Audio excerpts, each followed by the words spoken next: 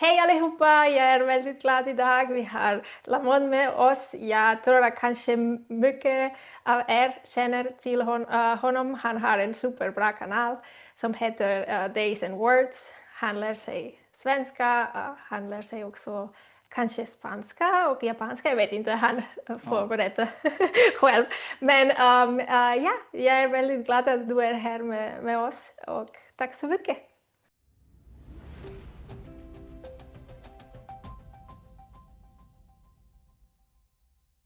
okej, tack. Tack för presentationen, Laura. Ja, jag har lärt mig svenska i nästan 8 år nu.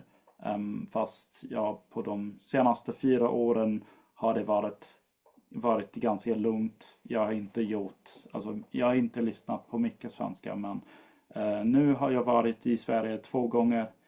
Ehm, och ja, alltså jag pratar mest om hur man lär sig språk, eh, roliga saker för att göra det så att man kan fortsätta lära sig språket istället för att burnout typ. Så ja, det är jag lär mig faktiskt just nu ett hemligt språk som jag inte delar med mig av på grund av att för var 5 eller 6 år sedan när jag började dela med mig att jag lärde mig svenska så tycktes det som om jag tappade intresset för svenska. Så när alla frågade mig, Lamont, hur går det med svenska? Kan du prata svenska än? Så var jag typ, oj, jag hatar när folk pratar med mig om svenska. Så mitt nya språk är ett hemligt som bara mina bästa kompisar känner till. Ja, Det är så ja. intressant, det förstår jag också, för ibland börjar man ett nytt språk och sen alla frågar hur går det med det och när kan du berätta någonting på det här språket, och det är lite som okej, du börjar för det känns bra, det känns som en hobby och sen börjar att bli lite konstigt att du måste lära dig och Just det. sen tappar du lite motivation och du känner så varför gör det? Ja, Mm. det. Ja. Så det Ja. förstår jag väldigt bra. Men det var, jag tror att det var väldigt intressant att vara i Sverige på första gången, eller hur? För dig. Eh, av, förra året besökte jag Sverige för första gången. Ehm, och i år så åkte jag tillbaks. Wow. Ehm, men det var bara det varade bara i en vecka Mm. i år. Förra året var jag i Sverige nästan hela tiden, men i år var jag i Storbritannien, Sverige, Estland och Wow. Tjeckien. Wow. Mm. Cool. Mm. Super. Om du vill, jag kan berätta lite vad jag har gjort. Ja, Så absolut. jag lär mig flera språk och jag är lite galen. Så ibland jag gillar att jag lär mig svenska, sen jag tänker nej, jag vill lära mig någonting annat. Så, men det var så att jag lärde mig svenska för ett år. Så, och jag gjorde ett experiment, jag älskar experimenter. Så jag har läst boken Atomic Habits, jag tror att Mm. du känner till kanske. Och jag förstod att okej, man kan lära sig någonting bara på kort tid varje dag och man gör det väldigt varje dag. Så jag gjorde ett experiment med italienska och sen jag märkte att svenska är inte så annorlunda med tyska. Det är kanske väldigt lika. Så jag kan förstå väldigt mycket. Så jag ska göra experimentet med svenska och vi får se vad som händer. Så efter året så kunde jag förstå kanske på nivån B1. Jag kunde inte uttrycka mig själv så mycket för jag var inte... Jag gjorde, jag vet inte, kanske 2 lektioner på italki, men jag gjorde praktiskt ingenting för att prata. Jag Mm. hade bara input hela tiden och sen började jag att prata med mig själv kanske, men Jag hade ingen person som korrigerade mig. Och sen flyttade jag till Schweiz och så mitt fokus var inte på svenska längre för jag ville integrera mig själv här i Schweiz. Så jag ville lära mig lite så kallades på tyska Schweizerdeutsch eller Swiss German. Jag vet inte på svenska. Schweizertyska. Schweizertyska. Så, och jag var på kursen på schweiziska tyska och i början var det så roligt för när jag försökte att prata på schweizertyska så jag pratade på svenska så lite disaster. Men sen det var så att 2 år kanske ibland jag lyssnade lite på svenska men det var så jag kunde förstå som förut så förståelse hade inte blivit värre.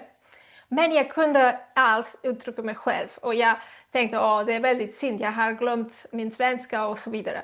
Och sen sa jag att det finns Language Gym och där kan man göra en utmaning och om man klarar att göra 30 lektioner i 6 veckor så får man pengar tillbaka så du betalar ingenting. Och jag gillar experimenter så jag tänkte vad skulle hända om jag gör så mycket lektioner, skulle jag få min svenska tillbaka och så vidare. Och jag tänkte jag ska göra så här för i sommaren så har jag lite extra tid. Så, och det var 5 lektioner i veckan så det är väldigt mycket. Och det var svårt att hinna. Liksom det var roligt att vara med. Vi pratade mycket, fokus var på att prata. Så vi hade varje gång en lektion, mycket folk, kanske 30 personer. Så i början läraren gjorde en presentation, kanske 10 minuter. Och sen vi var på så kallade breakout rooms. Och vi var på lite grupper som var, till exempel det fanns någon som hade en supernivå. Så om man hade en supernivå så var man tillsammans med folk som hade en liknande nivå. Och jag till exempel i början var med nybörjare och sen lite med medelnivå. Så det var, i början kunde jag ingenting. Så det var lite konstigt. Jag kunde väldigt snabbt uttrycka mig själv bättre. Men det var kanske för det var någonstans på mitt huvud så. Men jag kunde inte uttrycka mig själv. Det var roligt. Så, och sen var det väldigt kul för jag kunde prata med andra folk och det var en trygg miljö så vi var inte stressade. Det fanns ingen press. Det var liksom som en spel lite så. Och jag gillar begriplig input, jag gillar att prata, jag gillar att inte vara perfekt så jag har för mig det är inte pinsamt att göra fel men samtidigt det är bra när man märker wow, jag har blivit lite bättre, jag kan uttrycka mig själv och det var bra och nu har jag klarat utmaningen. Jag måste säga jag kan inte längre göra så mycket lektioner varje vecka, det är för mycket och det kan jag inte betala heller. Om det är inte gratis så är det lite okej. Det skulle vara bra kanske att göra en lektion i veckan så jag vill inte glömma igen. Så det borde vara inte att glömma igen. Vill jag inte, men jag är glad att jag har fått lite min svenska tillbaka så ja. Alltså för mig så känns det som om du har fått väldigt mycket av din svenska tillbaks från det du har lärt dig för vadå, 3 år sedan, 4 år sedan? Jag vet kanske inte. 3 år sedan, jag vet inte precis, jag tror att 3 år kanske. Okej, så för mig när du pratar nu så känns det, du har mycket flyt och så, det känns, alltså jag kan inte din nivå, jag vet inte vad din nivå var förut, men jag tror inte att jag har hört dig prata så bra svenska som du gör nu. Tack. Så jag tror att du har blivit bättre än vad du var. Det tror jag också. Det är också så att jag har mer självförtroende nu och jag är inte rädd för att prata. För i början, för mig det är inte pinsamt, men samtidigt om man kan inte uttrycka sig så gör man mycket paus och det är lite konstigt. Och ja, det känns bra och nu vågar jag mer. Till exempel jag vågar att lyssna på någonting för modersmåltalare, så för svenskar. Så förut, innan jag började med utmaningen, så lyssnade jag bara på Simple Swedish Podcast eller Lätt svenska med Oscar, och nu vågar jag lite mer och det gillar jag. För mig är det viktigt när jag lär mig ett språk att lyssna på någonting som är väldigt intressant för mig. Till exempel, jag kan lyssna nu på någonting om psykologi eller filosofi eller någonting självförbättring, eller jag vet inte hur man säger det, självoptimering. Det finns till exempel en podcast som heter Paradiso kanske, av Sveriges Radio, och det var roligt, någon rekommenderade den här podcast till mig, och han var från, jag vet inte, en land som var folk pratade på spanska, så det var intressant och jag trodde okej, jag ska prova. Jag vågade lite mer. Förut hade jag sagt kanske nej, det kan jag inte, så jag vågar inte, och sen jag känner att jag kan gå lite mer utanför min komfortzon kanske. Så ja, det är kul. Okej, ja. Okej, så vad är det som du är rädd för, eller att du brukade vara rädd för när du, till exempel, för mig kan jag börja lyssna på någonting som är gjort till modersmålstalare, till exempel en ljudbok från första dagen, om jag vill. Wow, okej. Det betyder inte att jag kan förstå det. Jag förstår Ja. nästan ingenting, men för mig är det roligt att höra till exempel ett enda ord som jag förstår. Jag är typ, det där är namnet till språket, till exempel. Okej. Om jag inte kunde svenska så kunde jag bla bla bla bla bla bla bla svenska. Ja, de sa namnet till de sa svenska. Så det är vad jag gör första dagen. Och alltså jag fortsatte inte så hela tiden. Jag gör andra saker också. Men jag undrade bara, för att du sa att du vågade mer att komma ut utanför din comfort zone.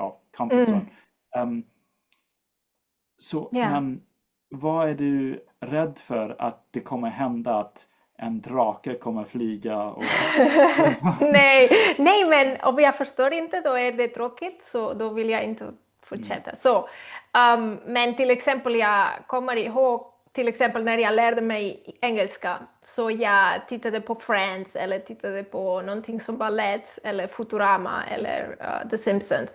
Men en gång tittade jag på en film som är lite nytt version, Shakespeare, Romeo och Juliet, men med, hur kan jag säga Old English? Det är för engelska, eller? För engelska, eller kanske det var inte för engelska, men det låter lite som Shakespeare.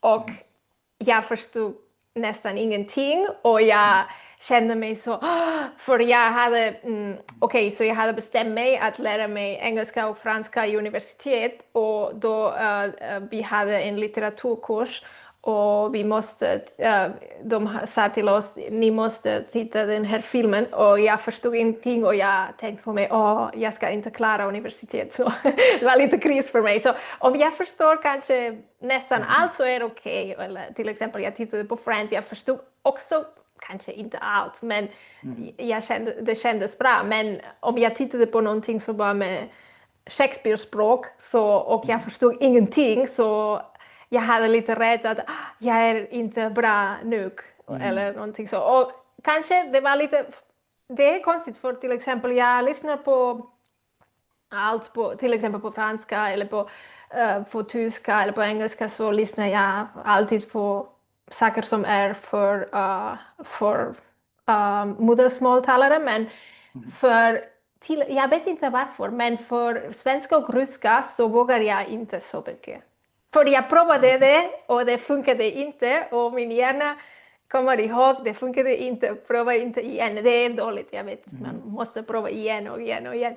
Men sen när man pratar mycket språk så har man också ibland inte så mycket tid och det är inte kanske så viktigt. För mig jag har kanske bestämt, okej, ryska och svenska är på nivån B1 och det är okej så. Jag måste inte gå, hur kan jag säga, like, go further.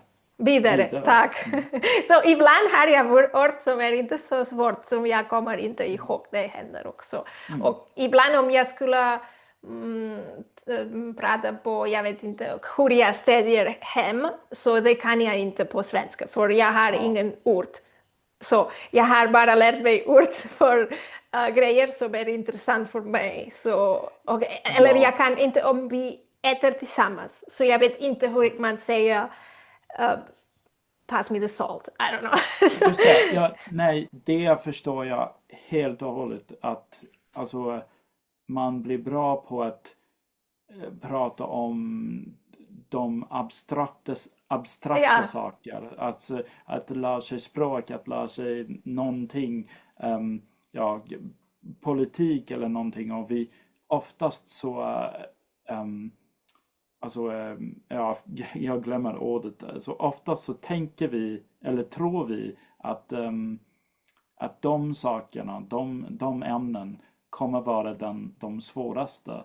Men det är inte så. Det är faktiskt svårare att säga, alltså hämta vatten. Eller inte de små sakerna, men de lite mer inblandade saker. De typ att kan jag få en ren gaffel? Eller så jag kan, om jag vill ha en ren gaffel så kan jag se det. Men jag måste tänka igenom, en ren gaffel, är det hur man ser det? Och det kändes jag när jag var i Sverige, att till exempel någon i en affär frågade mig någonting om en del, ett bra pris att de hade på någonting som jag köpte, och han försökte förklara för mig. Han trodde att jag kunde liksom perfekt svenska, så han förklarade för mig väldigt snabbt. Och vi har den här dealen, och jag var typ, så behöver jag betala mindre, eller, och han var nej, men du får det, och jag vet. Och sen insåg jag att det var när man köper en av de här produkterna, så får man en annan produkt gratis om man vill. Men det är en annorlunda produkt, inte. Okej. Jag köpte till exempel vatten, och han var typ, vill du ha ett batteri? Och jag var typ, nej, jag vill ha mitt vatten. Så. Men det är bara gratis. Nej. Ja, just det. Så. Det förstår jag. Ibland är det också så att om jag är i gruppen och de pratar på tyska och sen någon börjar att prata på engelska med en tysk uttryck eller uttal, så förstår jag ingenting. Så jag är så, what? För jag vet inte att de pratar på engelska. Så vet du vad jag menar? Så ibland är det inte du expect, you don't expect. Förväntar sig. Du förväntar dig för någonting annat. Eller om någon, till exempel, det händer ibland på mitt jobb. Ibland, så jag pratar på franska och vi pratar om finanser eller någonting så. Och de börjar att prata om någonting super slang. Och jag förstår inte. Eller kanske jag kan förstå ord, men i den här stund är jag så. Jag förväntar inte att de ska prata om det här, så är det så. Det är överraskningseffekten. Ja, det är så. Och så tycker du att det var, alltså du sa att du blev lite förvirrad med svenska nu när du har pluggat schweizertyska i Ja, 3 år eller 2 år 2 eller år någonting. och halv. Tycker du då att det är svårare med att plugga ett annat germanskt språk istället för till exempel finska eller kinesiska eller någonting? Att komma tillbaka till svenska som är ändå ganska lik. Det var inte så svårt att komma tillbaka till svenska för jag hade pratat lite på svenska och problemet med schweizertyska är att folk när de hör dig, de svarar på normalt tyska. Man kan prata på schweizertyska men det är lite annorlunda. Så, och tyvärr, jag var i Schweiz, jag förstår schweizertyska men jag pratar på normalt tyska, eller standardtyska. Så det är lite ett passivt språk för mig. Jag har provat men de förväntar inte att du ska prata på schweizertyska och kanske om du gör det då skulle du ha en högre nivå. Så är det lite konstigt, jag vet inte. Men generellt gillar jag inte att lära mig språk som är väldigt annorlunda. För det är intressant. Till exempel, jag använder Duolingo för att lära mig väldigt lite på japanska. Det är intressant för mig, men jag vet att jag lär mig inte verkligen språket. Så ja, jag vet. Det var en spel för mig. För jag vet om jag skulle vilja lära mig japanska så det ska ta så mycket tid. Och det ska ta så mycket energi och jag ska kanske behöver så mycket tid att lyssna på någonting som är intressant för mig på det här språket. Så varför? Och en gång på YouTube, på YouTube alla är så kan vara en troll. Så, och generellt jag har super snälla folk på min kanal. Men en gång en person skrev till mig, du är en rasist, du vill lära dig inte kinesiska. Så okej. Nej, det är mitt liv och jag har inte så mycket tid och min intresse är inte så stor. Och om svenska skulle vara så svårt som kinesiska så skulle jag också inte lära mig svenska. Jag förstår. Men jag kanske förklarade mig lite dåligt. Alltså, min fråga var att tycker du att det är svårare alltså du pluggade svenska och sen tyska och sen nu har du kommit tillbaks till svenska. Så de är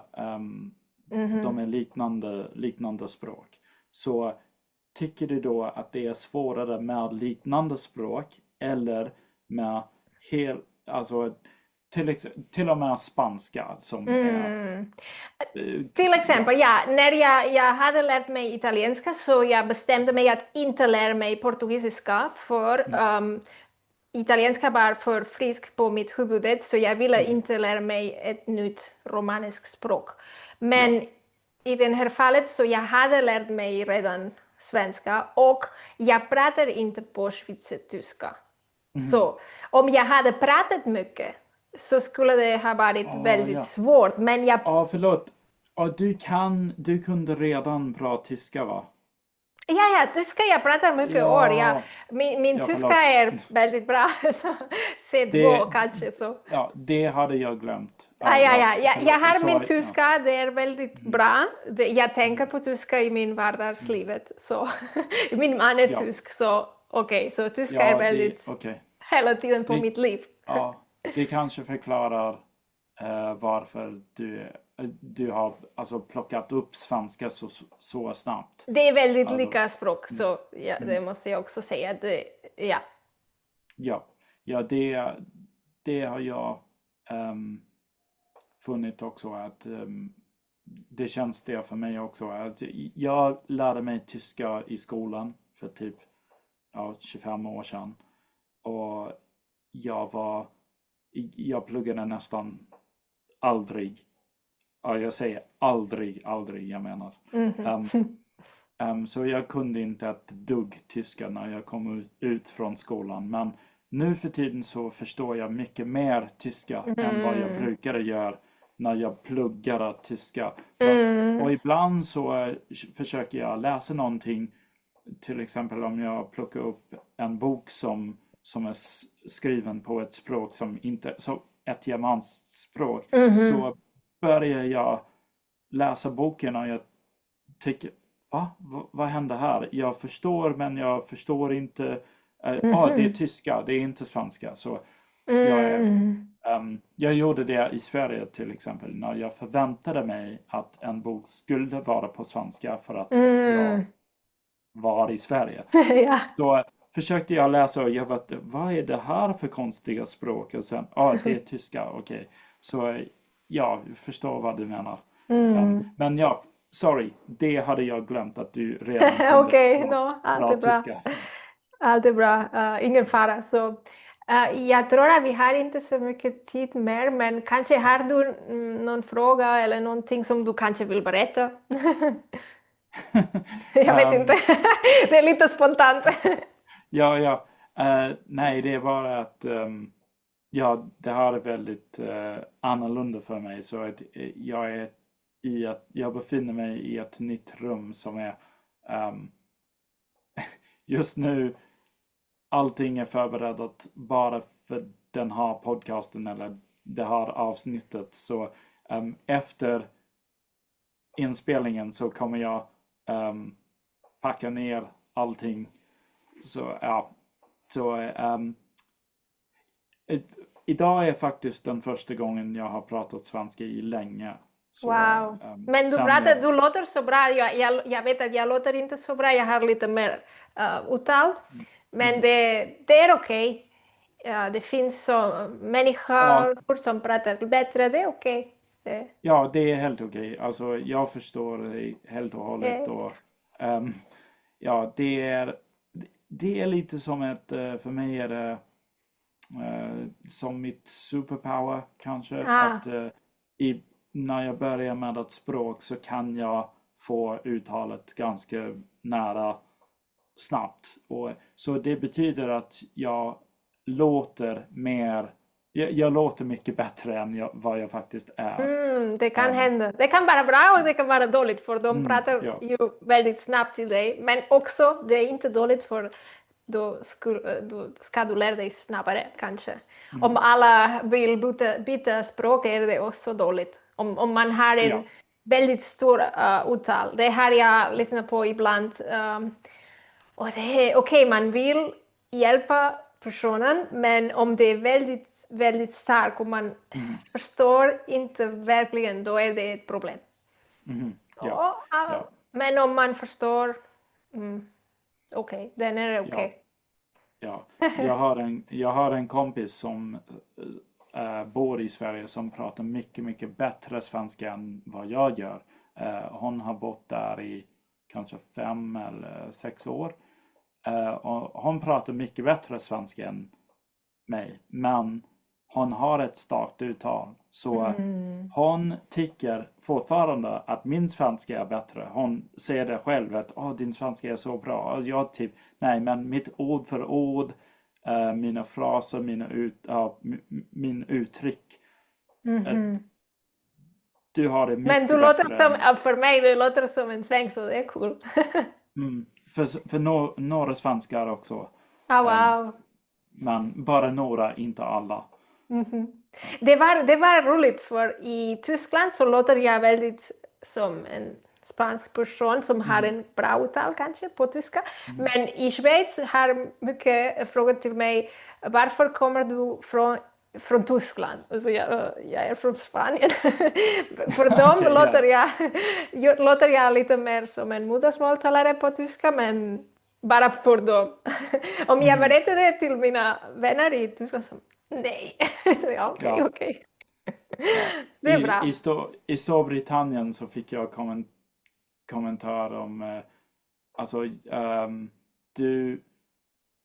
jag trodde att en kvinna sa, jag trodde att du kommer från Australien. Gör du inte det? Och jag var typ, ja, det gör jag. Och hon var, Men du låter inte så. Och jag vet, yes! Men det finns Ja. mycket uttal i Australien, eller hur? Jag bodde 4 månader i Brisbane och jag hade en väninna som bodde i Sydney. Och för mig så var det inte bara en uttal. Nej, det stämmer. Men det är inte ett Brisbane-uttal, ett Sydney-uttal. Det är mer som det beror på alltså var man var uppfostrad eller var man växte upp. Inte Sydney, Brisbane, typ är det Western Sydney eller det beror mycket på alltså klass på något sätt. Så ja. Tyvärr, vi har ingen tid mer. Men det var superintressant. Och tack så mycket, Lamont. Det var kul och jag hoppas att det ska vara intressant. Vårt samtal. Ja, tack så mycket. Tack själv. Och, på riktigt så tycker jag att du har gjort verkligen ett bra jobb med ditt experiment. Det har gått och samma viktigt, jag hade superkul. Jag hade kul hela tiden. Jag hade ingen stress och det var bra. Tack så mycket och ha en bra kväll, jag tror. För dig är det en kväll. För mig är det en dag. Okej. Hej då. Tack Laura. Hej då. Tack.